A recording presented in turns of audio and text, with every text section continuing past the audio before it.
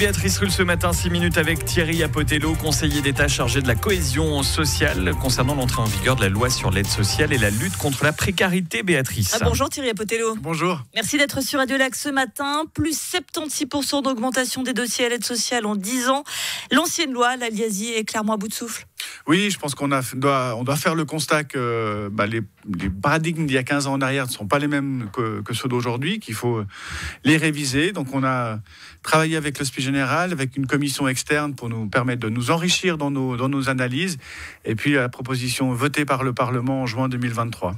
Large majorité d'ailleurs pour ce thème-là. Vous expliquez que les assistants sociaux qui donc assistent actuellement accompagneront grâce à cette loi. À part le changement sémantique, qu'est-ce que ça veut dire très concrètement ? Très concrètement, ça veut dire qu'on va diminuer la charge administrative, revoir les procédures, les limiter à ce dont on a vraiment besoin. Aujourd'hui, les gens ils doivent venir tous les jours, tous les mois avec des papiers, des décomptes, etc. Je pense qu'on doit revoir aussi le rapport avec les bénéficiaires de l'Hospice Général, et les travailleurs sociaux pourront ainsi se centrer sur la façon dont les personnes peuvent, par exemple, se réinsérer soit socialement, soit ou professionnellement. Ça veut dire qu'il y aura un petit peu moins de contrôle ? Non, ça ne veut pas dire qu'il y a moins de contrôle, ça veut dire qu'il y a il y a un peu plus de confiance et il y a un peu plus de travail sur la responsabilité et l'autonomie des personnes concernées. L'objectif d'aide sociale, c'est bien sûr de ne pas y rester, mais de retrouver un emploi, de se réinsérer dans la société. Et cette nouvelle loi met en place une franchise sur le revenu. Alors ça, qu'est-ce que c'est ? Oui, en quelques mots, une franchise sur le revenu, c'est quand vous reprenez une activité professionnelle, vous avez le droit aujourd'hui de à peu près rien garder de ce que vous gagnez. Et ça, c'est pas très motivant. Quand vous reprenez, par exemple, une activité à 40%, vous ne pouvez rien garder. Tout est déduit de l'aide sociale. Donc, votre revenu à la fin du mois dans votre porte-monnaie ne change rien, que vous soyez en activité professionnelle ou pas. Et l'idée, avec la nouvelle loi à partir du 1er janvier, c'est que chaque franc gagné peut être évidemment gardé. C'est ça l'objectif. Ce serait donc en plus de ce qui est touché à l'aide sociale. On a un peu plus, effectivement, pour l'aide sociale lorsqu'on est en activité professionnelle. Et c'est aussi la même chose pour les apprentis. Donc, on part du postulat que c'est plus stimulant d'aller chercher un emploi, d'augmenter son taux d'activité, parce qu'on peut gagner un peu plus à la fin du mois. C'est quoi le taux de réinsertion ? Parce qu'on a du mal à s'imaginer l'aide sociale, c'est très vague finalement. C'est très vague, ça concerne une multitude de personnes, ça va des migrantes aux migrants, en passant par des bénéficiaires de plus longue durée. On sait aussi qu'il y a des entrées, mais il y a aussi des sorties. Et ce dont on s'aperçoit aussi, c'est que la durée de prise en charge s'allonge à Genève, ce qui est aussi un signe, parce qu'on ne voit que le nombre de dossiers. C'est un peu court pour analyser la situation. On est passé de 36 mois à 59 mois de prise en charge.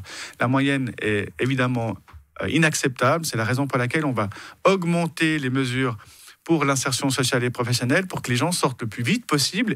Non seulement ils sortent, mais ils restent dans une activité professionnelle. Donc il faut travailler sur le surendettement, travailler sur le logement, travailler sur la santé. On sait que plus on y reste, plus il est dur de se réinsérer. Ben oui, parce qu'on est éloigné du marché de l'emploi, on connaît un tout petit peu moins les codes. Et puis, par exemple, la loi permet de faire en sorte qu'on puisse avoir une deuxième ou une formation achevée. Je rappelle qu'aujourd'hui, 74% des bénéficiaires n'ont pas une formation achevée au-delà du cycle d'orientation. Et donc, on a besoin de les ancrer dans une formation continue, et pourquoi pas aussi dans les micro-certifications. Il y a quand même un paradoxe à Genève, un canton qui affiche des résultats économiques, on peut le dire, exceptionnels par rapport à la taille et au nombre de la population. 2% de PIB annoncé par la BCGE, Standard & Poor's qui met une note AA+.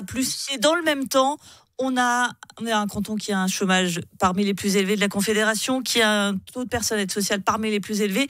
Comment est-ce que ça se fait ? Ça s'explique par différents moyens. D'abord, les inégalités se creusent dans le canton. On a des territoires qui ne sont pas les mêmes, qu'on soit d'une commune de la rive gauche ou une commune de la rive droite. Ça, c'est un premier élément. Deuxième élément, on a un tissu économique extrêmement vif et qui est capable tout à fait d'apporter une vigueur économique incroyable. D'absorber normalement tous ces travailleurs.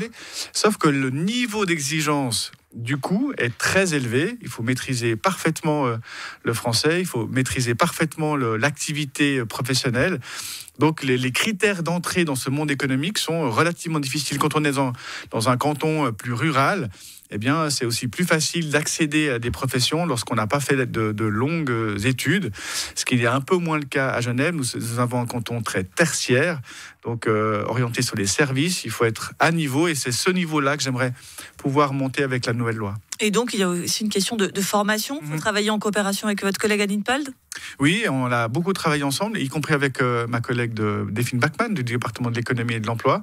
Et puis, c'est vraiment l'idée que nous puissions, avec notamment l'Office de la formation professionnelle et continue, travailler sur la façon dont on peut, par exemple, augmenter des compétences et des capacités, par exemple, sur le lieu du travail, de faire une formation, bien entendu, en apprentissage dual, mais aussi il y a peut-être d'autres choses à inventer. Et je me réjouis qu'effectivement, cette loi donne du souffle à des questions de formation continue. Cette nouvelle loi sur l'aide sociale et la lutte contre la précarité qui rentre donc en vigueur au 1er janvier. Merci beaucoup Thierry Apotello d'avoir été sur Radio Lac ce matin. Belle fête. Et bonne fête à vous surtout. Merci.